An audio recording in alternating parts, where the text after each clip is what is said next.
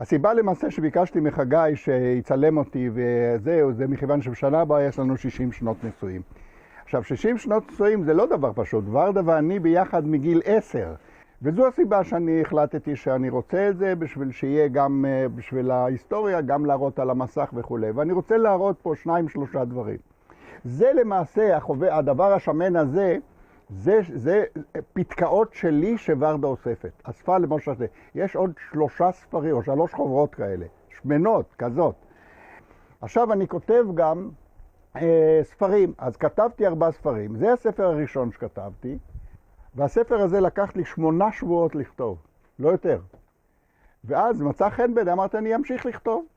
עכשיו, אני לא כותב למעשה, אני מדבר עם המקלדת, שזה דבר אחר לגמרי. זאת אומרת, השפה היא לא שפה של סופרים, לא עמוס עוז ולא כלום. זה שפה שמדברים עם המקלדת, כמות שהיא. עכשיו, הספר הראשון 8 שבועות, זה לקח לי 3 שנים. עכשיו, למה זה לקח 3 שנים? באמצע נסענו לחוץ לארץ, חזרתי חזרה, לא זכרתי מה רציתי לכתוב. עכשיו, זה בגלל הגיל, זה לא בגלל שום סיבה אחרת.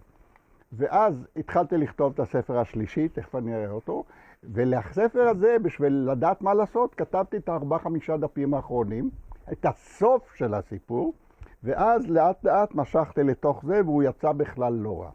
את הספר השלישי, זה נעשה חוברת. זו חוברת, זה בסך הכל כמה עמודים זה מחזיק, אני לא זוכר, אבל מעט מאוד, משהו כמו 80 עמוד.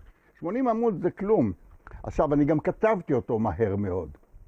מפני שידעתי מה אני רוצה להגיד, לקחתי ציטטות מספרים אחרים ומיליתי אותו. והספר הזה, זה הספר הכי אהוב עליי. זה ספר שמדבר על מתנה של 2 סוסים שקיבלתי מהמלך הירדני, והרגו לי אחד מהם ברייסינג באנגליה. וזה נוגע ללב. והספר האחרון שכתבתי, זה ספר שכותבים לו השכונה שלנו. היום השכונה שלנו היא כבר לא השכונה הזאת, היום הכל התפרק. אני רק אנסה להראות, זו הייתה השכונה שלנו.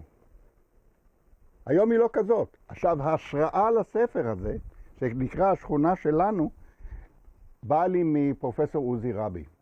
נתתי לו מתנת הספר הזה, וכשהוא יקרא בפנים, הוא יגיד, וואלה, הוא לקח את זה ממני. ואני רוצה רק ציטטה אחת לתת מהספר הזה. בעבר, העתיד נראה הרבה יותר ורוד מאשר ההווה. ואת זה לקחתי ממנו, ולמעשה הספר מבוסס על כל העניין הזה. אז זהו.